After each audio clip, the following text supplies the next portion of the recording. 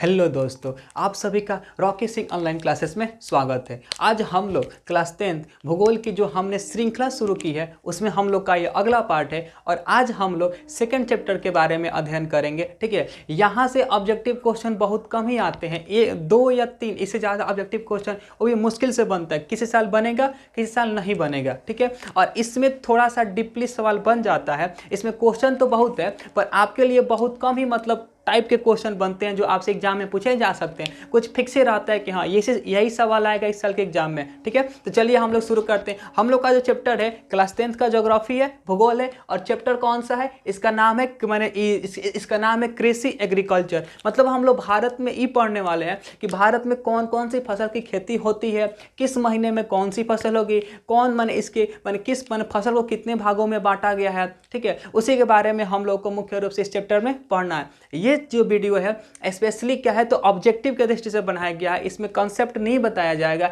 ये केवल ऑब्जेक्टिव की दृष्टि से ही है वीडियो। ठीक है, और इसमें स्पेशली बिहार बोर्ड के लिए है। ठीक है, तो चलिए हम लोग शुरू करते हैं आज अपने क्वेश्चन आज। ठीक है, चलिए देखिए, सबसे पहला क्वेश्चन इसमें बनता है कि देखिए इसमें हम क्या करेंगे ना, फसल को समय के अनुसार अलग अलग मौसम में अलग अलग फसलें बोई जाती है।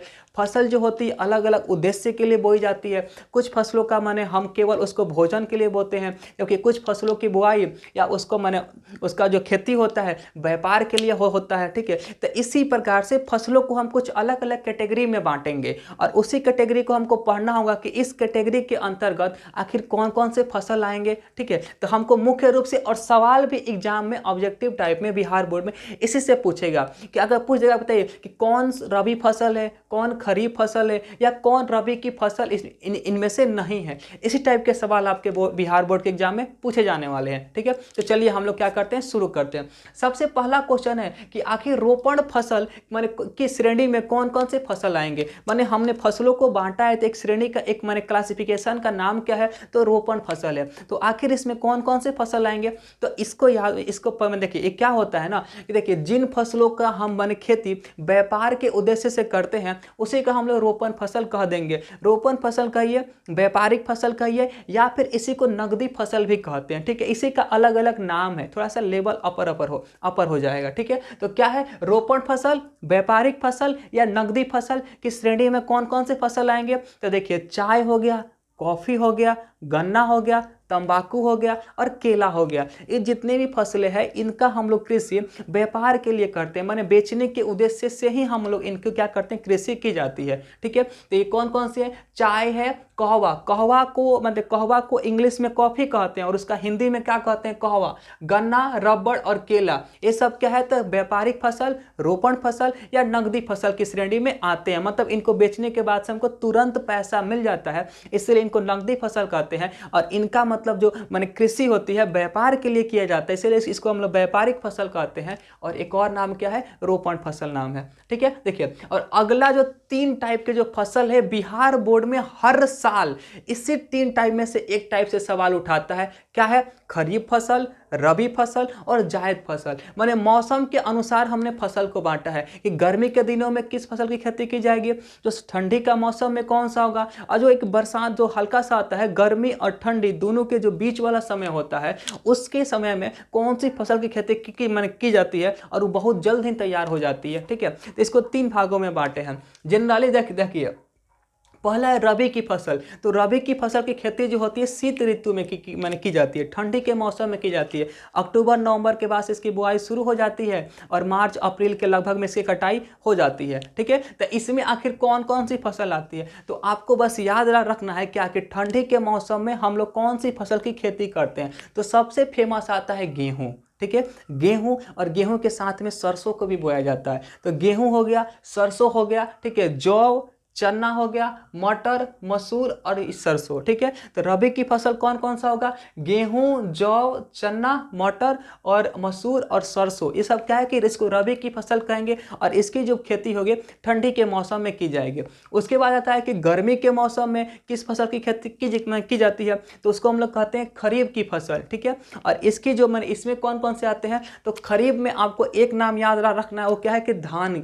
जो धान है, चावल है, धान की जो खेती होती है ना वो मैंने खरीफ के मौसम में, और खरीफ की सॉरी जो धान है ना वो खरीफ फसल के अंतर्गत आता है। तो और कौन कौन सा हो जाएगा, धान होगा, मकई होगा, ज्वार, बाजरा, अरहर, ठीक है, मूंग, मूंगफली, सोयाबीन, कपास और जूट। तो यहाँ से आपको 2-3 नाम याद रखना है। सबसे पहले कि धान, उसके बाद याद रखना है कपास और जूट, और ज्वार और बाजरा को हम लोग मोटे अनाज कहते हैं। तो धान हो गया, ठीक है, मकई हो गया, ज्वार बाजरा हो गया, अब कपास और जूट और मूंगफली हो गया। इस सब इस सब जो है खरीफ फसल के अंतर्गत आता है। और जायद जो फसल होता है, ये जो जायद की फसल होती है ना, खरीफ और रबी दोनों फसलों के बीच में इसकी मैंने बुआई की जाती है। ठीक है, कहने का मतलब ये हुआ कि इसकी फसल जब मैंने रबी फसल की कटाई होती है तब उसके बाद से, और खरीफ फसल की बुआई होने के मैंने पहले इसकी खेती की जाती है। और ये जो होता है सबसे जल्दी तैयार होने वाला फसल है। मुख्य रूप से इसमें हम लोग सब्जियों की खेती करते हैं और एक मकई की खेती करते हैं। ठीक है, तो सबसे प्रमुख जायद फसल कौन सा होगा, मक्का या मक्की। और इसमें कुछ सब्जी के नाम है जिसमें कि खीरा हो गया, ककड़ी, खरबूज और तरबूज भी क्या होंगे, फल के रूप में। ठीक है, तो ये भी किस प्रकार का जायद फसल है। और आपके बिहार बोर्ड के लिए यही 3 सबसे इंपॉर्टेंट है, रबी, खरीफ और जायद। इसी में से हर साल एक ना एक सवाल पूछ देता है। ठीक है, चलिए इसके बाद से आता, और एक सवाल ये भी बनता है, ये अच्छा सवाल है और पूछा भी गया है कि निम्नलिखित में से धान की किस्म कौन कौन सी है। ठीक है, तो धान की फसल है उसके कुछ अलग अलग किस्म है। ठीक है, टाइप है, तो कौन कौन से है, तो 3 ठो है जो सबसे फेमस है। एक है औस, अमन और बोरो। औस, आपके सवाल क्या आएगा कि औस, अमन और बोरो किस फसल के किस्म है, तो किसका है जी, तो धान के किस्म है। उसके बाद सवाल आता है कि भारत की सबसे प्रमुख खदान की फसल कौन सी है। ठीक है, खदान के मतलब वैसी फसल जिसका मतलब हम लोग खेती खाद्य पूर्ति के लिए, खाने के उद्देश्य से स्पेशली करते हैं। तो कौन सी है, ये होगा आपका धान। जो भारत में जो धान की फसल सबसे प्रमुख खदान फसल है वो कौन सी होगा, धान होगा। ठीक है, इसके बाद सवाल बनता है कि सबसे प्रमुख है, तो दूसरा इसके बाद धान के बाद से कौन सी फसल आती है जो दूसरी सबसे प्रमुख भारत की खाद्य फसल है या फिर खदान फसल है, तो ये कौन सी होगी, ये होगा धान के बाद से गेहूं। 2 ही फसल है, धान और गेहूं भारत में सबसे प्रमुख है, जिसकी खाद्य पूर्ति के उद्देश्य से इसकी क्या होती है, कृषि मुख्य रूप से भारत में की जाती है, जिसको हम लोग जीविका निर्वाह कृषि भी कहते हैं। ठीक है, चलिए इसके बाद से अगला क्वेश्चन बनता है कि हरित क्रांति माने क्या संबंध किससे है, या फिर हरित क्रांति का प्रभाव सबसे अधिक किस फसल पर पड़ा। तो देखिए हरित क्रांति क्या है, जो एक खाद्य फसल है ना, खाद्य फसलों के उत्पादन में मान प्रति हेक्टेयर उत्पादन में वृद्धि करने के लिए, मान अधिक अनाज का उत्पादन करने के लिए हमने क्या किया, कुछ उर्वरकों का, अच्छे किस्म के मैंने बीजों का, ठीक है, सिंचाई व्यवस्था का सबका प्रयोग किया, और इससे क्या हुआ ना, फसलों का बहुत अधिक उत्पादन हुआ। इसी को हम कहते हैं ना कि फसल के क्षेत्र में, खाद्य फसलों के क्षेत्र में रिवॉल्यूशन हो गया, क्रांति हो गया, उसी को कहते हैं हरित क्रांति कहते हैं। तो आपसे सवाल आता है कि हरित क्रांति का संबंध किस टाइप के फसल से है। तो पहला सवाल क्या है, तो इसका जो संबंध है ना खाद्य फसल से है, माने वैसी फसल से है जिसका प्रयोग हम लोग खाद्य पूर्ति के लिए स्पेशली करते हैं। ठीक है, और दूसरा सवाल कि खाद्य पूर्ति में धान आ जाएगा, गेहूं आ जाएगा, ज्वार, बाजरा, इसमें से सबसे अधिक जो उत्पादन हुआ किस फसल का हुआ, ये जो हरित क्रांति के बाद। तो इसका बाद सबसे जो उत्पादन हुआ था ना, गेहूं का हुआ था, माने गेहूं और धान दोनों का उत्पादन मैक्सिमम हुआ था, लेकिन उसमें भी सबसे अधिक जो मैक्सिमम माने उसका प्रोडक्शन हुआ था ना, गेहूं का हुआ था। तो हरित क्रांति का सर्वाधिक प्रभाव किस फसल पर पड़ा, तो गेहूं के फसल पर पड़ा। और गेहूं क्या है, तो खदान फसल है या फिर एक खाद्य फसल है। उसके बाद आता है कि मोटे अनाज माने की श्रेणी में कौन कौन से फसल आते हैं। जो मोटा अनाज होता है उसमें हम लोग 3 फसलों को रखते हैं, एक ज्वार होता है, बाजरा होता है और रागी। ज्वार, बाजरा और रागी मोटे अनाज की क्या आते हैं, श्रेणी में आते हैं। इसके बाद से क्वेश्चन बनता है कि भारत का सबसे बड़ा गेहूं उत्पादन करने वाला राज्य कौन सा है, मतलब भारत के किस राज्य में गेहूं का प्रोडक्शन, व्हीट का प्रोडक्शन मैक्सिमम होता है, हाई होता है, कौन सा है जी, तो यूपी है, उत्तर प्रदेश है। ओके, और इसके बाद से है कि भारत की प्रमुख न दलहनी फसल कौन सी है, माने दलहन फसल के अंतर्गत कौन कौन सी फसल आती है, किस फसल से दाल बनता है, दाल का उत्पादन, दाल आता है। ठीक है, यही तो इस कौन सा होगा, दलहनी फसल में आता है मूंग होगा, मसूर, मटर, अरहर और चना, इस सब का दाल होता है। ठीक है, तो मूंग, मसूर, मटर, चना और अरहर, ये सब क्या है, तो दलहनी फसल है। इसके बाद आता है कि किस फसल से तेल निकाला जाता है, उसको हम लोग तिलहनी फसल कहते हैं, तिलहन फसल कहते हैं। ठीक है, तो भारत की प्रमुख तिलहन फसल कौन कौन सी है? तो मूंगफली से भी तेल निकालते हैं, तो मूंगफली हो गया, सरसों हो गया, नारियल का भी तेल होता है, और क्या है सॉरी और क्या हो गया? तो नारियल हो गया, और क्या हो गया? तो सोयाबीन हो गया। ये क्या है? तो मूंगफली, सरसों, नारियल और सोयाबीन क्या है? तो भारत की प्रमुख तिलहन फसल है। ओके, इसके बाद आता है कि प्रमुख पेय फसल कौन सा है, मतलब ऐसी कौन सी फसल है जिसका प्रयोग हम लोग पीने के उद्देश्य से करते हैं। ठीक है, उसका मन उपयोग, तो जैसे क्या है? तो ये तो जानते होंगे, चाय एक हो गया और एक कॉफ़ी हो गया। कॉफ़ी को हम लोग क्या कहते हैं? तो कहवा कहते हैं। चाय और कॉफ़ी क्या है कि पेय फसल, इसका प्रयोग पीने के उद्देश्य से किया जाता है। ठीक है, उसके बाद है कि जो कॉफ़ी है ना, कॉफ़ी जैसे हम लोगों ने पढ़ा कि धान की 3 अलग अलग किस्म है, एक औस है, एक अमन है, एक बोरो है, वैसे ही क्या है ना कि कॉफ़ी की भी ना भारत में अलग अलग टाइप पाया जाता है। मान एक हाई लेवल का कॉफ़ी होगा, उसके एक नीचे लो लेवल का होगा, उसे एक नीचे लो लेवल का होगा। जैसे हम आप लोग को पता होगा कि ऊर्जा संसाधन में हम लोगों ने पढ़ा था कि कोयला 4 प्रकारों का होता है, एंथ्रासाइट, बिटुमिनस, लिग्नाइट और पीट। वैसे ही जो कॉफ़ी है ना, इस फसल का अलग अलग टाइप है। भारत में 3 गो बहुत ही फेमस टाइप है, एक है अरेबिका, उसके बाद है लिबेरिका, और उस तीसरा है रोबस्टा। अरेबिका, लिबेरिका और क्या है? तो रोबस्टा है। और इसमें एक सवाल अगर पूछ दिया जाए कि सबसे हाई क्वालिटी का कौन सा मैंने कॉफ़ी है भारत में, तो ये है आपका अरेबिका। अरेबिका जो कॉफ़ी है ना, भारत की सबसे हाई क्वालिटी की कॉफ़ी है। ठीक है, इसका नाम क्या है? अरेबिका। अरेबिका, लिबेरिका और रोबस्टा क्या है? तो कॉफ़ी की 3 किस्म है। ठीक है, चलिए इसके बाद हम लोग अपने अगले सीरीज की ओर आते हैं, और ये क्या क्या क्वेश्चन है कि ये है कि प्रमुख रेशेदार फसल कौन सी है, माने ऐसी कौन कौन सी फसल है जिनसे हम लोग रेशा प्राप्त करते हैं, धागा प्राप्त करते हैं। ठीक है, तो ये कौन कौन सा होगा जी? तो रेशेदार फसल में कपास आ जाएगा, जूट आ जाएगा, सन और प्राकृतिक रेशम। 4 ही भारत की क्या है? रेशेदार फसलें हैं, कपास है, जूट है, सन है और प्राकृतिक रेशम है। जो रेशम है ना, कोकून नाम के एक कीड़ा से प्राप्त किया जाता है, और ये जो इंसेक्ट होता है, कीड़ा होता है, सहतूत पेड़ पर क्या होता है? तो वहाँ पर फलता है, माने सहतूत पेड़ पर ही कीड़ा मिलता है, कौन? कोकून, और उसी के लार्वा से हम लोग रेशम के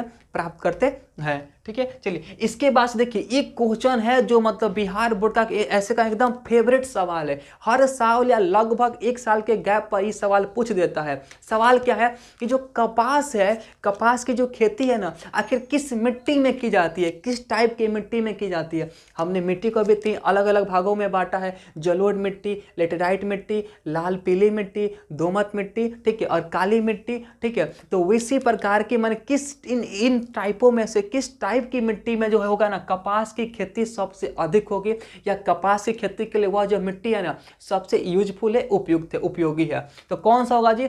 काली मिट्टी।